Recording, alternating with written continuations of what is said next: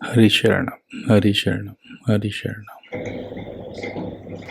सत्संग के आधार पर जब हम कोई निर्णय करते हैं और उसमें दृढ़ रहते हैं, फिर हमें उसके बाद और कुछ करना नहीं है। हमारे पुरुषार्थ का, हमारी मेहनत का, हमारे सोचा विचारी का दायरा यहाँ तक है कि बस अपनी वर्तमान वस्तु स्थिति पर विचार करना और उसके द्वारा अपनी मांग का यानी अपने वास्तविक लक्ष्य का निर्णय करना, और उसमें जो हमें मूल में अपनी कोई भूल लग रही है अपनी सोच में, उसको करेक्ट करना, दृढ़ रहना।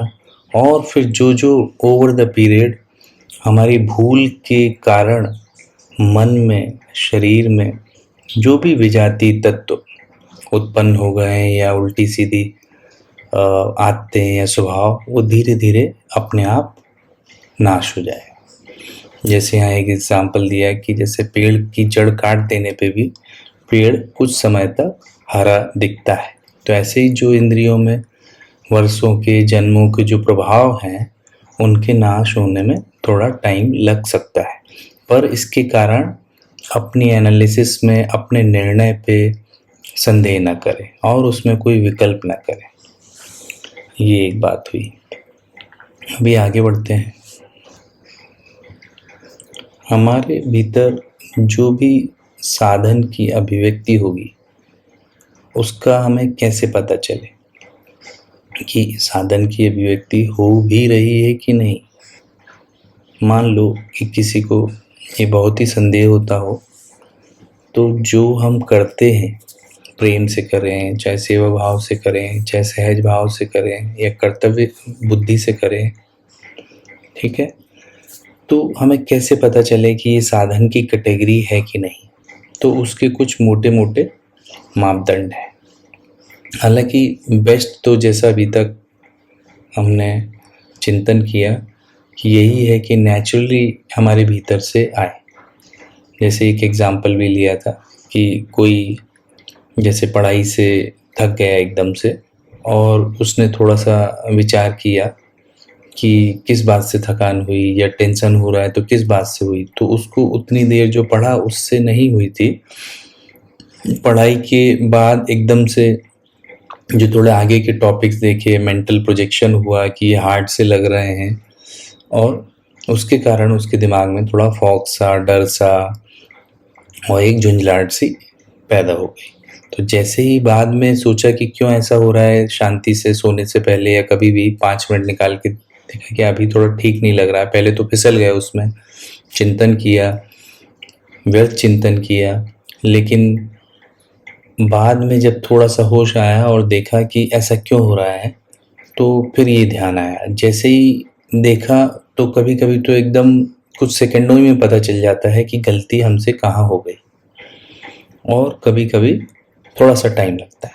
तो अब धीरे धीरे एक हर चीज़ में एक समय लगता है कि एकदम 1-2 बार करें और एकदम सही एनालिसिस पे पहुंच जाए, ऐसा कोई ज़रूरी नहीं। तो प्राय ऐसा होता है कि पता चल जाता है। तो भारीपन का कारण पता चला कि अच्छा, मेंटल प्रोजेक्शन था, आगे के लिए हार्डनेस प्रोजेक्टेड थी।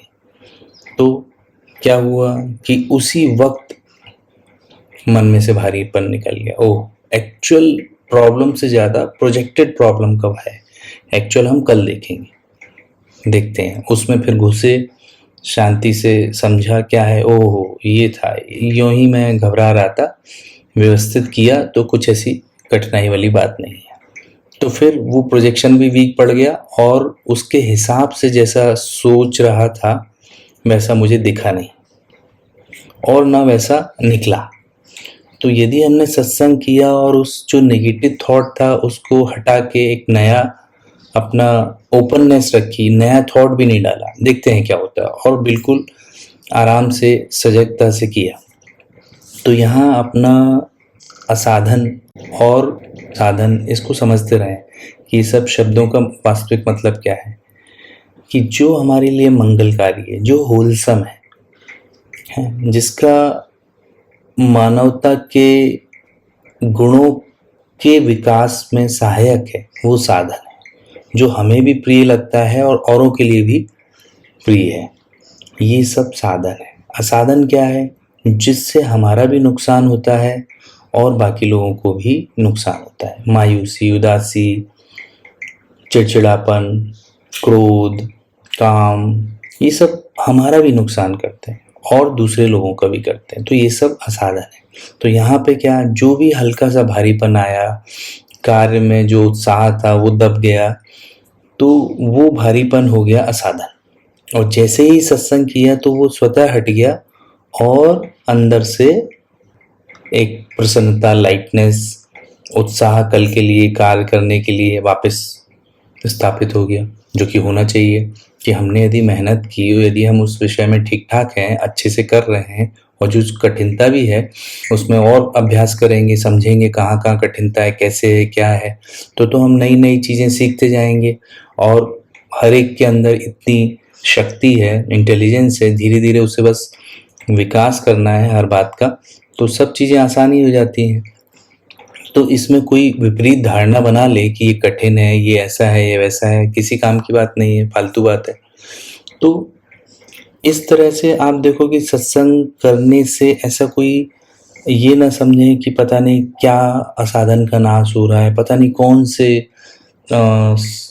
साधन की उत्पत्ति हो रही है, कि कुछ कुंडलिनी जाग रही है, कि क्या हो रहा है। नहीं, आपके लिए सबसे ज़्यादा जरूरी क्या है इस वक्त? आपका मन हल्का फुल्का रहे। और क्या अड़चन है या फालतू की अड़चन है, कि वास्तव में कोई डर है, या वास्तव में कोई ऐसी चीज़ है जिसको एड्रेस करना है, कि ऐसी एक अंधेरा है, ऐसा एक डर है, ऐसी एक चिंता है जिसको सोच के भी नहीं नाश कर सकते, जिसके पीछे कोई रैशनल नहीं है, बस बिना विचारे या बेवकूफ़ी में जिसकी जड़ है, वैसा कुछ उठ के खड़ा हो गया है सामने। अब इन चीज़ों को सॉल्व कितना भी करते जाओ, ये कभी ख़त्म होने वाली नहीं है, और इनको जितना भी सॉल्व करेंगे उतना ये बढ़ते जाएंगे। तो इसको हम समझें जैसे कि जो हमारी सोच में गड़बड़ी आ जाती है उसको सुधारना अत्यंत आवश्यक है, और वो गड़बड़ी निकले बिना हम बाकी चीज़ें करते रहें, उससे कुछ खास जीवन में परिवर्तन नहीं आता।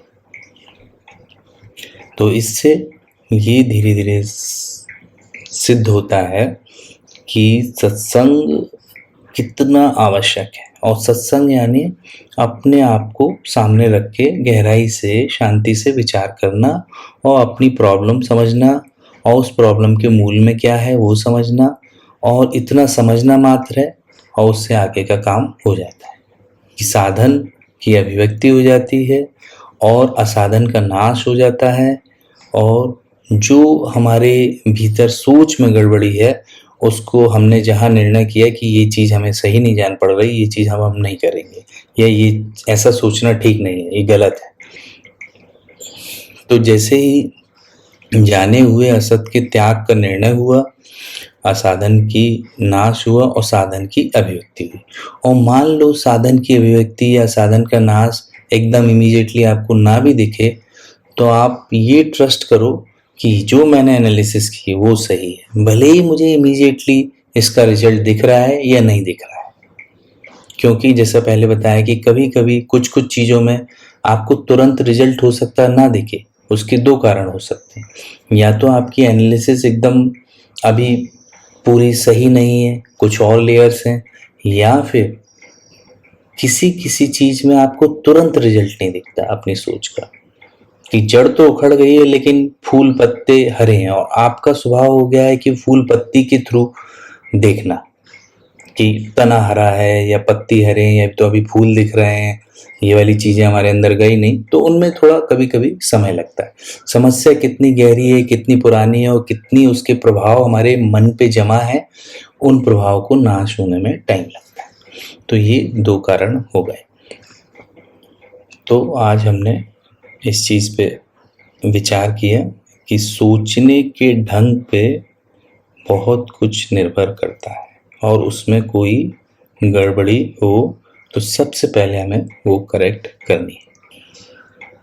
क्योंकि हम जैसा सोचते हैं वैसा हमें लगने लगता है, वैसा हमें इवन अनुभव भी होने लगता है। जैसे जहाँ सुख नहीं है वहाँ सुख महसूस हो रहा है, उसके कारण जितनी प्लेजर की परसेंटेज नहीं है लेट्स से मिठाई में और हमारी वहाँ आसक्ति है, तो हमारी सोच के प्रभाव से ही उतनी खुशी हमें एक्स्ट्रा मिल जाएगी। वास्तव में मिठाई का क्या स्वाद है और कितना उसमें हमें एक प्लेजर वाली प्लेजेंट फीलिंग आ रही है, उससे कई गुना ज़्यादा हमारी यदि आसक्ति होती है, राग होता है, तो हमारा माइंड एक हिप्नोटाइज्ड वर्जन ऑफ रियलिटी हमारे लिए क्रिएट कर देता है। तो ये रहता है कि इवन कॉन्शियसनेस लेवल पे, मतलब जो हेयरिंग कॉन्शियसनेस है या टेस्ट की कॉन्शियसनेस है, उसमें ये ताकत है कि वो वैसा मटेरियल या वैसा माइंड क्रिएट कर दे, वैसे एक्सपीरियंसेस क्रिएट कर दे अपने लिए। तो ये कोई हमेशा ज़रूरी नहीं होता है कि इस वक्त जैसा हमें लग रहा है उसी के आधार पे हम निर्णय करें। तो इस बात पे हमें विशेषता से ध्यान देना है कि हमारी सोच की नींव क्या है। क्या कोई विकार है, क्या कोई राग है, कोई द्वेष है, हेट्रेड है, जेलेसी है या टेंशन है, किसी प्रकार का स्ट्रेस है, भारीपन है। तो यदि उससे प्रेरित हो के जब हम कोई निर्णय करते हैं तो वो सही निर्णय नहीं होता। हमारा निर्णय जो है वो विवेक के आधार पर होना चाहिए, बुद्धि से ठीक से विचार करके निष्पक्ष भाव से ओपन माइंड से वो निर्णय जो होता है वो। इसीलिए सत्संग में हमने मूक सत्संग को भी विशेषता से महत्व दिया। मूक सत्संग एक ऐसी भूमि, एक ऐसी रिलैक्सनेस और एक सजगता तैयार कर देता है जिससे फिर उसमें से हुए निर्णय न्यूट्रल और समता की भूमि से उठे हुए होते हैं, तो जनरली हमारे लिए लॉन्ग रन में अच्छे होते हैं। तो ये हमें ख्याल रखना है कि हमें जो अनुभव हो रहा है अभी वर्तमान में, उसी के आधार पे नहीं समझ लेना है कि हमारी सोच ठीक है।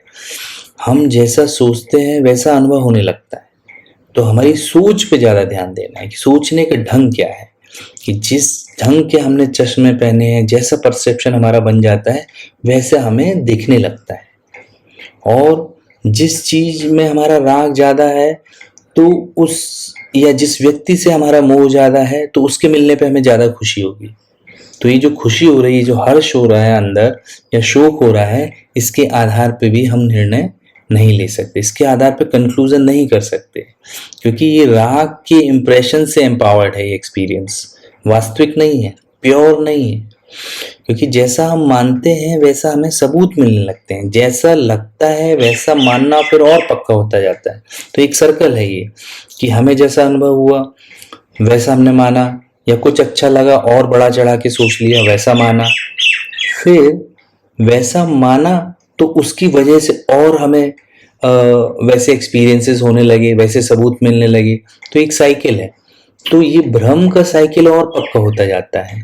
इसीलिए जो ये क्षणभंगुर संसार है, एक दिन सबको मर के जाना है, फिर भी किसी के अंदर ये भावना नहीं दिख रही है कि जैसे कि ये मिटने वाला है, जैसे हम जाने वाले हैं। ज़्यादातर लोगों का व्यवहार ऐसा हो रहा है कि आप देखो जैसे कि उन्हें हमेशा यहाँ स्थायी रहना है, कि नित्य निरंतर बहता हुआ भी, बदलता हुआ भी बड़ा सच्चा और स्थायी सा लगता है। तो इसीलिए विवेक से जब हम विचारेंगे तो हमें समझ में आता है कि क्या ज़रूरी है, क्या बिन ज़रूरी है, क्या इम्पोर्टेंट है लाइफ में, क्या इतना इम्पोर्टेंट नहीं है, क्या हमारे लिए प्रायोरिटी 1 है, क्या नित्य है, क्या अनित्य है, क्षणभंगुर है। तो एटलीस्ट हमें नित्य की अभी डायरेक्ट एक्सपीरियंस हो या अनुभव हो या क्लैरिटी हो ना हो, पर अनित्य का तो होता है, क्या अस्थाई है इसका तो होता है। कई बार सुख का नहीं होता, आनंद का अनुभव नहीं होता, पर दुख का तो होता है। उससे जुड़ी कई प्रकार की गुलामियां हमें समझ में आती हैं, और उससे थोड़े से उपराम होते जाएं, फिर धीरे धीरे धीरे आगे का रास्ता खुलता जाता है। तो इसी विचार को या इनसे जुड़े विचारों को आगे की सत्संग की श्रृंखला में उठाएंगे। धन्यवाद। हरि शरणम, हरि शरणम, हरि शरणम।